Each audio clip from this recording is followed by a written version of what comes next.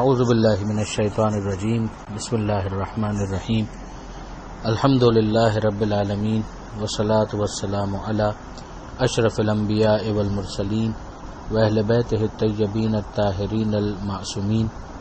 اما بعد۔ سورہ بقرہ آیت نمبر 77 سے 83، آیت نمبر 77 ٹو آیت نمبر 83۔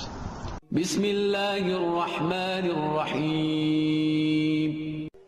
أولا يعلمون أن الله يعلم ما يسرون وما يعلنون ومنهم أميون لا يعلمون الكتاب إلا أماني وإن هم إلا يظنون فويل للذين يكتبون الكتاب بأيديهم ثم يقولون هذا من عند الله ليشتروا به ثمنا قليلا فويل لهم مما كتبت أيديهم وويل لهم مما يكسبون وقالوا لن تمسنا النار إلا أياما معدودة قل أتخذتم عند الله عهدا فلن يخلف الله عهده أم تقولون على الله ما لا تعلمون بلى من كسب سيئة وأحاطت به خطيئته فأولئك أصحاب النار هم فيها خالدون والذين آمنوا وعملوا الصالحات أولئك أصحاب الجنة هم فيها خالدون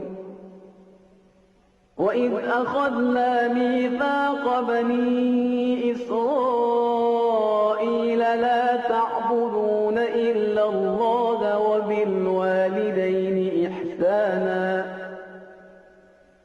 وبالوالدين إحسانا وذي القربى واليتامى والمساكين وقولوا للناس حسنا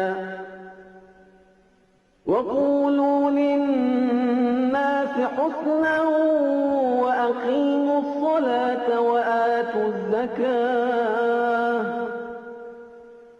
ثم توليتم إلا قليلا منكم وأنتم معرضون۔ پروردگار عالم بنی اسرائیل ہی کے معاملے کو آگے مزید کنٹینیو کرتے ہوئے یہ ارشاد فرماتا ہے کہ یہ وہ لوگ ہیں کہ کیا یہ نہیں جانتے کہ اللہ کو علم ہے جو یہ چھپاتے ہیں اور جس کا یہ اعلان کرتے ہیں۔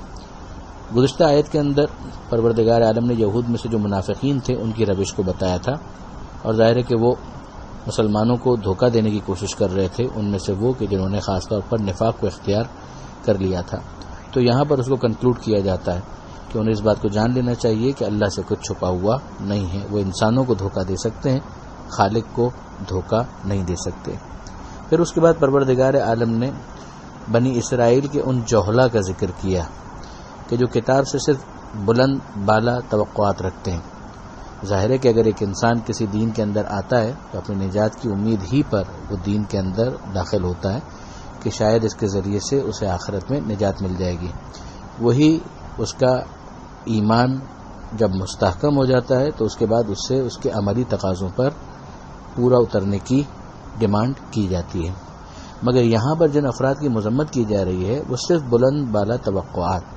کہ بس ہم یہاں پر داخل ہو جائیں اور شناختی کارڈ جیسی انفارمیشن ہماری جو ہوتی ہے اس کے اندر اس دین سے وابستگی تحریر کر دی جائے تو پھر ہم یقیناً سیلویشن حاصل کر لیں گے، نجات حاصل کر لیں گے۔ ظاہر ہے کہ کوئی بھی جینون دین اس چیز کو قبول نہیں کرے گا، مگر جوہلا کا طریقہ کار یہ ہوتا ہے۔ تو یہود اور نصارہ کے حوالے سے ہم دیکھتے ہیں کہ اس طرح کی چیزیں بہت زیادہ ہیں۔ مثلا عیسائیوں کا یہ عقیدہ کہ عیسیٰ علیہ السلام جو ہے وہ کروسیفائی ہو گئے اور اب اس کے بعد انہوں نے کفارہ دے دیا تمام انسانوں کے لیے، یا یہودیوں کا یہ سمجھنا کہ جو جہنم کی آگ ہے وہ ہمیں چھو بھی نہیں سکتی اور ہم تو یقیناً اللہ کے لاڈلے ہیں، اللہ کے بیٹے ہیں، نحنو ابناء اللہ، اس طرح کے جو عقائد ان کے تھے ان کی یہاں پر مذمت کی جا رہی ہے۔ اب پروردگار عالم فرماتا ہے کہ یہ لوگ کتاب سے سوائے بلند بالا توقعات کے اور کوئی چیز اور کوئی وابستگی ان کی نہیں ہوتی، یہ ان لوگوں کے خیالات ہیں۔ اور پھر پروردگار عالم نے مذمت کی ہے ان پریسٹ اور ان کے وہ جو بڑے ہیں احبار اور رہبان، ان کی بات کی کہ ان کے لیے تباہی ہے جو وہ اپنے ہاتھوں سے لکھ لیتے ہیں اور اس کے بعد کہتے ہیں کہ یہ اللہ کی طرف سے، ظاہر یہ تحریف ہے اور اس کا مقصد یہی ہوتا ہے کہ اس کے ذریعے سے وہ کچھ مال حاصل کر لیں، دنیاوی مفاد اپنے حاصل کر لیں۔ تو پروردگار فرماتا ہے کہ جو تحریر ان کی ہے اس پر بھی تباہی اور بربادی ویل، اور جو وہ کما رہے ہیں اس کے لیے بھی وائے ہو، اس کے لیے بھی تباہی اور بربادی ہے۔ تو ابھی ہم دیکھتے ہیں کہ جو عوام ہے، عوام میں سے بھی جوہلا کا گروہ ہے، اور جو ان کے بڑے ہیں، جو ان کے علماء ہیں، وہ بھی یہ حرکت کر رہے ہیں۔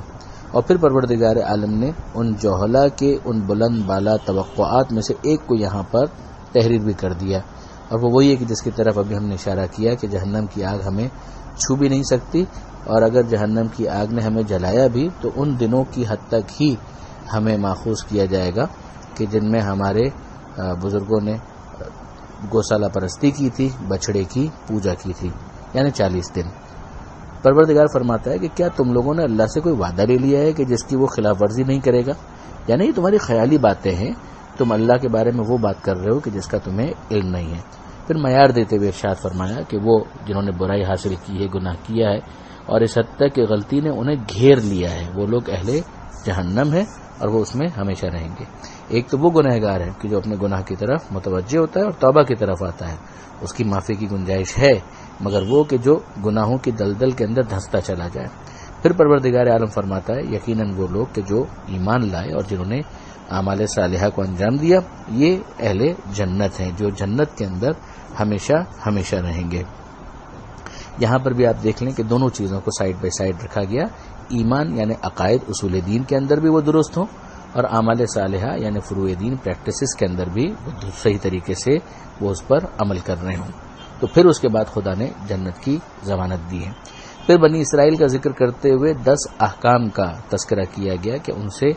10 وعدے لیے گئے تھے، ان میں سے 8 وعدے جو ہیں وہ اسی صفحے پر بیان ہوئے ہیں، اور 2 صفحے جو ہیں 2 وعدے جو ہیں ان کا تعلق اگلے صفحے کے اوپر آئے گا، مگر یہاں پر ہم اجمالاً عرض کر دیں کہ پروردگار عالم نے جن وعدوں کا ذکر کیا ہے ان میں پہلا توحید کا ہے کہ عبادت ہوگی تو صرف اور صرف اللہ کی، اور والدین کے ساتھ اچھا سلوک ہوگا، رشتہ داروں کے ساتھ بھی اچھا سلوک ہوگا، یتیموں کے ساتھ بھی اچھا سلوک ہوگا،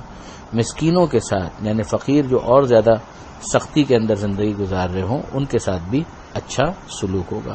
پھر ان سے یہ بھی کہا گیا کہ لوگوں سے جب بات کرو تو اچھے انداز سے بات کرو، یعنی خوش گفتار ہونا، انسان کا گفتگو کے اندر اچھا انداز اختیار کرنا۔ ایک ہوتا ہے کہ گفتگو سے ہی لگتا ہے کہ جیسے کوئی لٹھ لے کر پیچھے پڑ گیا، اور ایک ہے کہ نہیں، گفتگو ایسی ہے کہ جس کے اندر شیرینی ہے۔